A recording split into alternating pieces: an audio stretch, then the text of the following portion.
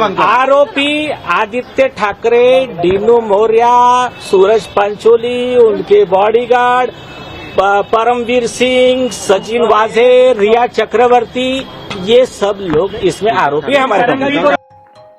दिशा Salian case हो या फिर सुशांत सिंह राजपूत केस, दोनों ही अपनी अपनी जगह पर तूल पकड़े हुए हैं। हाल ही में सीबीआई के द्वारा एक क्लोजर रिपोर्ट दी गई थी जिसमें रिया चक्रवर्ती को क्लीन चिट दी गई और उसके बाद ही शुक्राना करने के लिए रिया चक्रवर्ती अपनी फैमिली के साथ में सिद्धि विनायक मंदिर गई और वहां पर माथा टेका और एक राहत की सांस ली कि 5 साल बाद मुझे बरी कर दिया गया है। लेकिन अभी उसको राहत नहीं मिली है, उसके खिलाफ अभी भी जो फाइनल रिपोर्ट है सीबीआई की तरफ से वो आना बाकी है, क्योंकि सीबीआई ने ना तो अभी तक कोई सबूत दिए हैं जिससे ये पता लगे कि हां सही में सुशांत सिंह राजपूत की हत्या या फिर जो ड्रग केस था उसमें रिया चक्रवर्ती का कोई हाथ है ही नहीं। फिर से दिशा सालियान केस भी बहुत ज्यादा तेजी से आगे बढ़ रहा है और दिशा सालियान के जो पिताजी हैं सतीश सालियान, उनके वकील, उन्होंने एक एफआईआर दर्ज करा दी है जिसमें आदित्य ठाकरे, सूरज पंचोली, डीनो मौर्या, परमवीर सिंह, सचिन वाजे और रिया चक्रवर्ती के अलावा तमाम और भी लोग हैं और उनको लेकर सीपी यानी कि जॉइंट पुलिस कमिश्नर से वहां पर मिला गया और उनसे बातचीत की गई और अब इस पूरी कार्रवाई को रिव्यू किया जाएगा और फिर से केस को आगे की तरफ बढ़ाया जाएगा। इस केस में ड्रग का एंगल सबसे ज्यादा तेजी पकड़ता हुआ दिख रहा है, क्योंकि आप सभी लोगों को याद होगा कि समीर वानखड़े जो कि ड्रग को लेकर इतने ज्यादा एक्टिव थे, उन्होंने ऐसा एक्शन लिया था कि बॉलीवुड के और जो पॉलिटिक्स के बड़े बड़े धुरंधर थे उनको जेल के अंदर जाना पड़ा था। रिया चक्रवर्ती भाई शोविक चक्रवर्ती और भी तमाम बॉलीवुड के ऐसे चेहरे जो सलाखों के पीछे रहकर आए थे, लेकिन कोई भी आदित्य ठाकरे, डीनो मौर्या, सूरज पंचोली और भी तमाम लोग हैं उन पर हाथ नहीं डाल पाया। आखिर ऐसी कौन सी वजह थी कि समीर वानखड़े इनके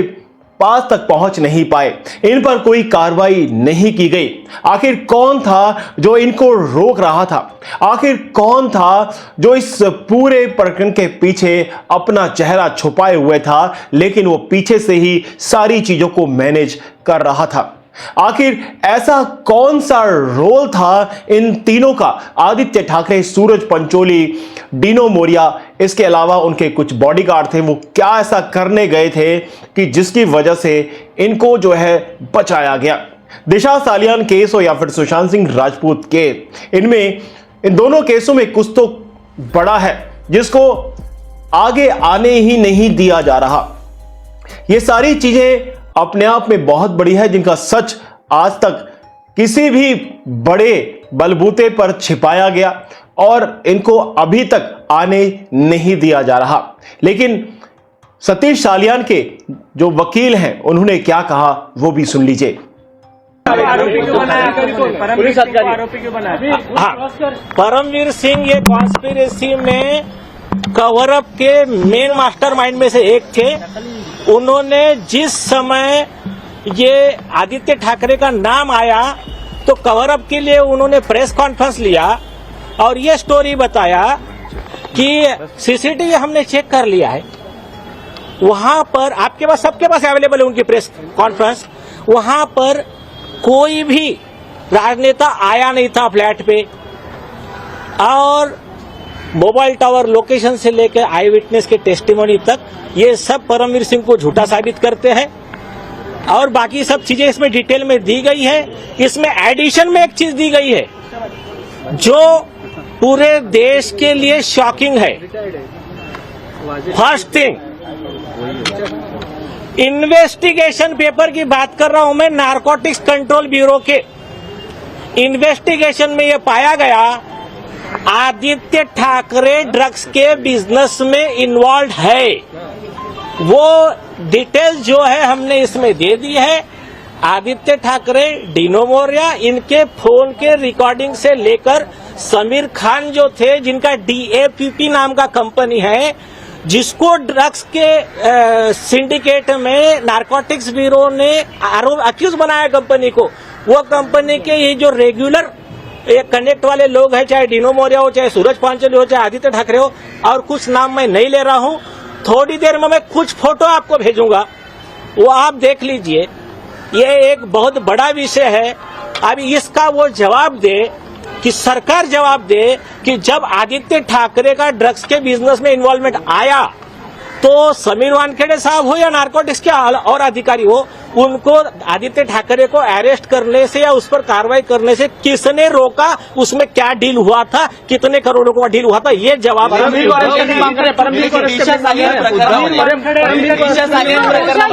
क्या बात हुई, यहाँ पर क्या बात हुई,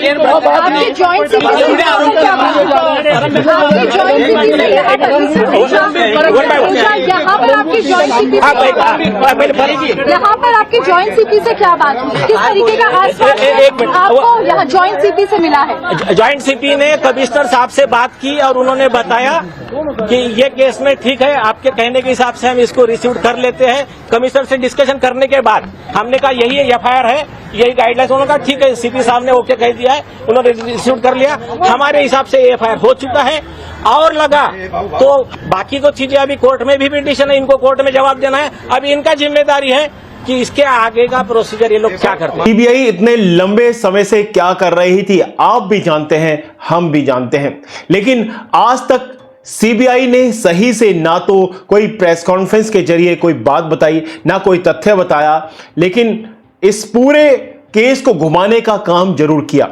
अब सीबीआई ने फाइनल रिपोर्ट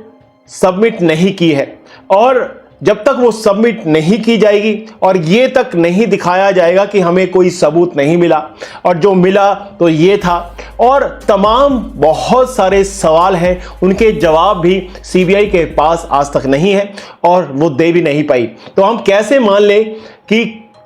रिया चक्रवर्ती को सीबीआई के द्वारा क्लीन चिट दी गई है? सीबीआई के द्वारा ना कोई ऑफिशियल स्टेटमेंट आया है ना, और अगर ये जो क्लोजर रिपोर्ट कोर्ट के अंदर डाली गई है तो कोर्ट से लीक कैसे हुई? अगर ये मीडिया को दी गई है तो आखिर मीडिया को किसने दी? क्योंकि मीडिया आज का ऐसा है जो झूठ को सच और सच को झूठ दिखाने में लगा हुआ है अपनी टीआरपी को बढ़ाने के लिए। मीडिया कुछ भी कर सकता है इस वक्त, क्योंकि बिकाऊ मीडिया है। मीडिया की बातों पर विश्वास किया ही नहीं जा सकता। सीबीआई सामने आए, ऑफिशियल स्टेटमेंट दे, एक प्रेस रिलीज जो है डाले और उसके बाद कहे कि हाँ हमें कुछ नहीं मिला, रिया चक्रवर्ती को बरी किया जाता है, तमाम और लोग जो आरोपी माने जा रहे हैं उनको बरी किया जाता है, और ये एक सुसाइड केस है। ये सारी चीजें तो जब तक सीबीआई सामने नहीं आएगी कोई भी मानने को तैयार नहीं है। और जिस तरीके से रिया चक्रवर्ती खुशी मना रही है, उनके जो वकील सतीश माने शिंदे खुशी मना रहे हैं,